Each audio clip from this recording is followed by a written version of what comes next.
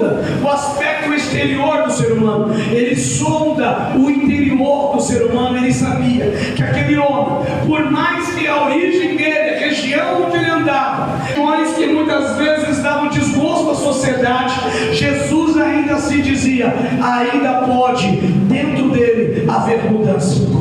Deus vai dizer que Jesus também o escolheu. Ele foi um dos escolhidos de Deus, um dos escolhidos de Jesus. Jesus o escolheu para seguir, falou, vem me segue.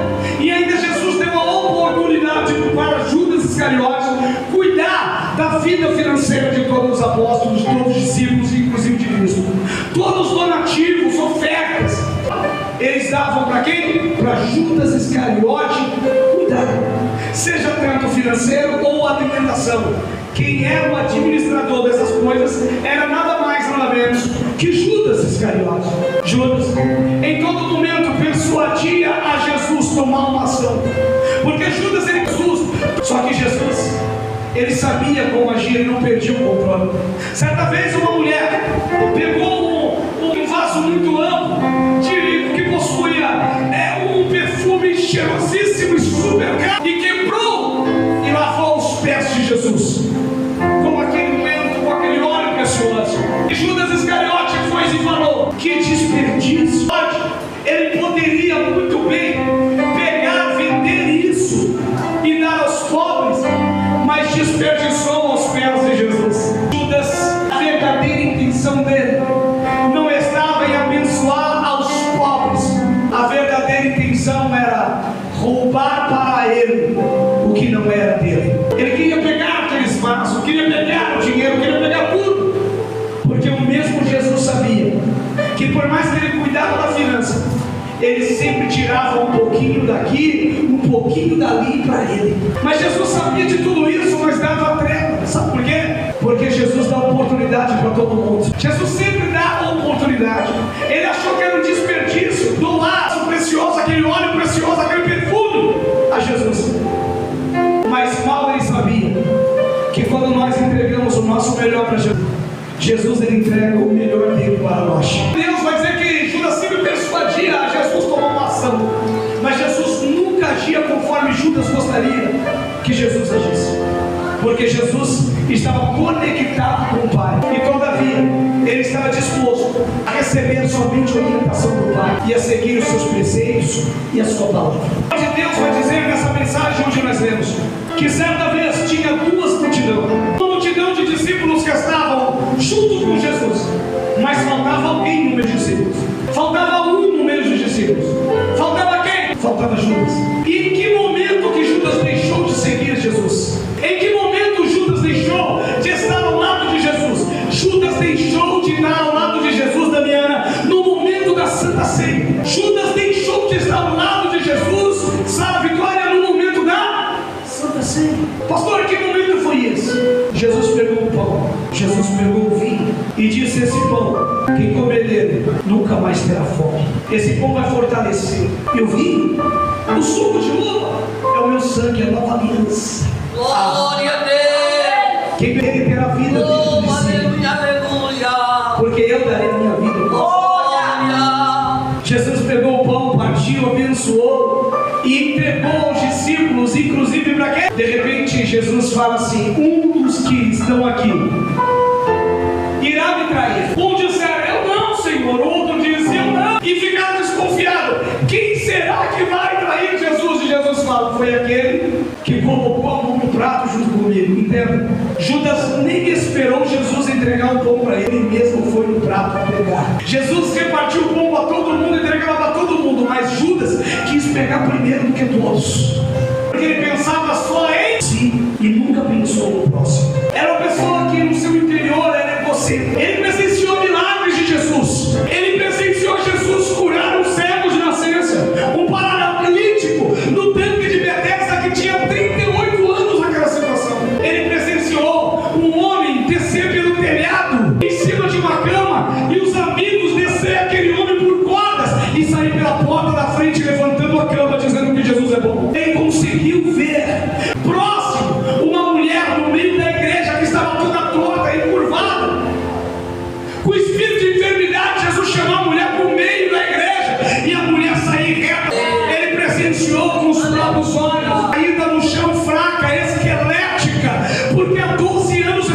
sair com a saúde restaurada após apenas tocar em Jesus. Presenciou, irmão, algo fantástico. 4 dias enterrado. E Jesus fala: Lázaro, sai para. E o morto ouvia a voz de Jesus e saiu pulando com vida. Teve o velório do seu filho. E no momento que ia chegar no local da sepultura para enterrar o menino, saindo da cidade, Jesus para o funeral e fala: ei, acabou o choro. Mulher, não chora não. Você está chorando, eu só não precisa chorar mais não. Sabe por quê? Porque eu cheguei. E Jesus tocar naquele corpinho daquele menino. E Jesus apenas fala: levanta. E aquela criança levantou e o funeral acabou. Judas presenciou um milagre. Chegou o momento que Judas, quando pegou a Santa Ceia, foi embora. Jesus vai reaparecer na história, nessa leitura que nós lemos. Jesus estava pregando, falando sobre o Getsemane, falando no Getsemane sobre a situação que iria acontecer. Pregando, tudo do semblante dele se tornar um semblante diferente do que os discípulos apóstolos estavam acostumados a ver, a ponto do suor dele se convertir em sangue. Depois que Jesus termina de orar, dormindo, ele fala: ei, você não consegue nem esperar por uma hora enquanto eu oro? E os discípulos sempre dormindo. Mas de repente, quando Jesus está falando com os seus apóstolos, chega uma multidão. Só que essa multidão não estava chegando até Jesus para adorar, ela estava sendo liderada. Essa multidão, escute bem, estava sendo liderada por um dos discípulos de Jesus, aquele que comeu na mesa com Jesus, aquele que Jesus compartilhou a sua casa, aquele que Jesus passeou para lá e para cá com ele, talvez muitas vezes até de mão dadas, abraçado. Pegou com Jesus em situações desastrosas. Jesus acalmou o mar. Aquele que um dia Jesus deu oportunidade e da responsabilidade de cuidar da vida financeira. Jesus deu oportunidade, deu cargo para ele. Poucos tinham função de privilégios, mas Judas era privilégio, honra entre os apóstolos. A sociedade não dava nada para Judas, mas Jesus deu uma maior oportunidade que alguém poderia ter. Liderou uma multidão não para adorar Jesus, não para pedir perdão para Jesus pelo momento da ceia, não, mas para levá-lo a prender Jesus. E ele beijou Jesus no rosto. O beijo era um símbolo de respeito. O beijo na face é conhecido como ósculo santo. Porque Judas beijou-se de Jesus. Eu vou trazer algo talvez que você não sabe, mas vai saber hoje. Qual foi o motivo que Judas beijou a face de Jesus? Nenhum judeu sem talit.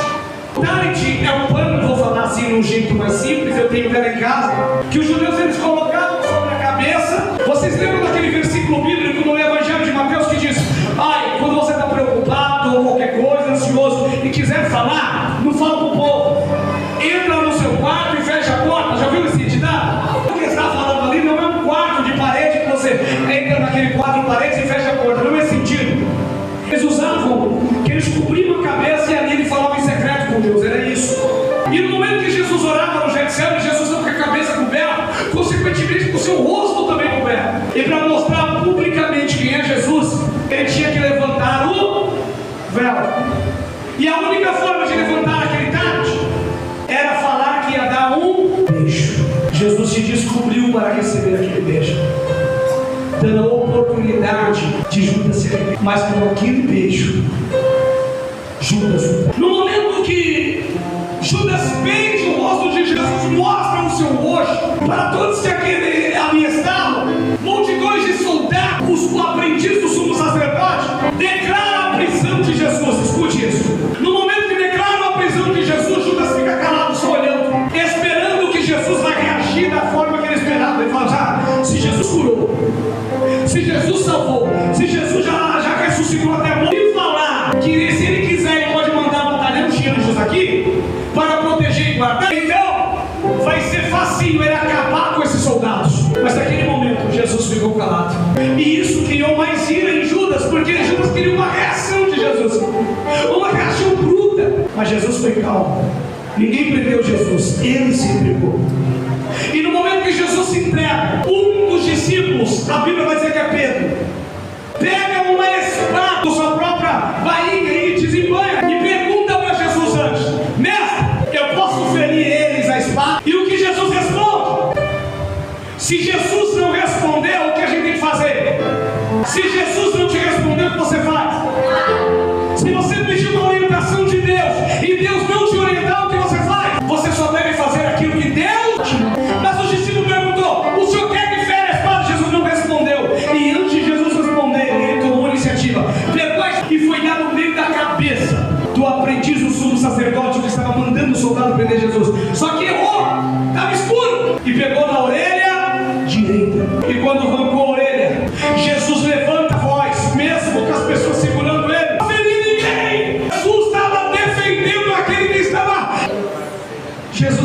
maior defensor daquele que queria fazer mal para ele. Quer saber por quê? Pergunte para mim por quê. Não, só se todo mundo perguntar. Eu vou responder. Deixa eu te falar uma coisa. Se você tem 2 filhos, quem é mãe aí? Mãe, você tem 2 filhos, te obedece, e o outro é aquele bravo que não te obedece. Deles você gostaria que Deus matasse? Não, vai, mãe, responde. Mas um te obedece e o outro não te obedece. Quem que você quer que Deus mate? Será que você compreendeu? Aleluia! Mesmo aquele que é desobediente à palavra de Deus, mesmo aquela pessoa que está lá na prostituição, nas drogas, Jesus não deseja o mal porque Glória a Deus. está compreendendo? Aleluia! E mesmo aquele que estava ferindo ele, e ele era o pai, ele falou: basta, não é para ferir, porque eu vou morrer por ele. E naquele momento que Jesus estava passando aquela situação, a Bíblia diz que Jesus ele pega, foi dizer, só se perguntar de novo. Eu vou dizer uma coisa: porque o que está sujo não dá para colocar no lugar limpo, porque gera infecção e pode matar todo o corpo. Então Jesus não vai pegar uma coisa suja para colocar em você. Aleluia! Jesus vai fazer tudo novo na sua vida. Jesus não vai pegar trapo velho e colocar remendo novo. Deus vai te dar algo novo. Quem está conseguindo compreender o que Deus está falando para você? Eu estou todo arrepiado nessa tarde, pastor. Eu estou me segurando aqui para pregar. Principalmente, irmão, você conhece. Jesus fez tudo novo. Sabe por que ele fez tudo novo também, irmão? Porque ele pode. Diga para o seu irmão, ele pode fazer tudo novo na sua vida. Sabe o que é novo? E te dá. Ele vai fazer algo novo que ele vai fazer na sua vida. Ordinariamente novo. Algo limpo. Algo lindo que vai fazer você, mas não de tristeza não merecida. E Jesus vai falar: apenas aceita, porque a minha graça te basta. Jesus restaura ele. Jesus restaura ele. Judas sai correndo. Pega umas moedas que ele tinha recebido para entregar a Jesus, joga no local que é conhecido como campo de que é local de sangue, e vai se enforcar, porque ele não aguentou o preço da culpa. Se Judas tivesse falado para Jesus: não me perdoa, Jesus tinha falado o quê? Perdoado. Mas traiu Jesus, temos que malhar o Judas. Jesus fala: não tem uma cultura que as pessoas pegam aí no tempo da Páscoa e começam a malhar o Judas? Jesus é a favor disso, você acha? Não. Porque não se paga o mal com o mal, se paga o mal com o... Os ensinamentos do Mestre Jesus, do Rabi, do Lado, os ensinamentos do nosso Senhor e Salvador Jesus Cristo foi: próximo como nós mesmos, porque eu não quero para o próximo, o que eu não quero para mim, eu não quero para o próximo. Os ensinamentos de Jesus, ele falou: é muito bom amar os amigos, não é? Todo mundo é, mas eu digo, terá melhor galardão aquele que amar, aquele que te maltrata, que te persegue, que fala mal de você. Amai os seus inimigos. Esse é o nosso Jesus. E ele provou ali naquele momento o amor. E Judas, mesmo sendo inimigo declarado de Jesus naquele momento, Jesus tinha a decência e o coração de perdoar. Mas a Bíblia vai dizer que Judas, ele colocou uma corda no pescoço. Eu vou trazer detalhes que 80% da igreja talvez não saibam, outros 20% saibam. Judas não morreu apenas enforcado com uma corda. Judas, ele coloca uma corda no pescoço e pula de uma árvore, num galho de árvore. Embaixo tinha um precipício. A árvore estava aqui, a corda estava aqui e tinha um precipício. Judas amarra, sobe no galho da árvore e pula. Na hora que ele pula, a corda se rompe no precipício e as pedras daquele local parte Judas no meio e as entranhas saem para fora. Judas morreu de uma maneira, ele queria se ir fora, mas a vontade dele não foi feita. Ele morreu, mas não foi apenas assim. Ele se despedaçou inteiro, porque aquele que rejeita a cruz, rejeita Jesus, a vida é triste para ele. Judas perdeu a maior oportunidade. Escute isso, por favor. Judas perdeu a maior oportunidade. Andou 3 anos com a porta, mas ele nunca entrou por ela. Judas, ele conheceu o caminho, mas andou no atalho. Judas Iscariote, ele andou com a verdade, mas viveu uma mentira. Judas andou com o mestre, mas nunca aprendeu nada. Esse Judas Iscariote conheceu o pastor e nunca foi ovelha. Judas Iscariote andou com a vida e ele decidiu: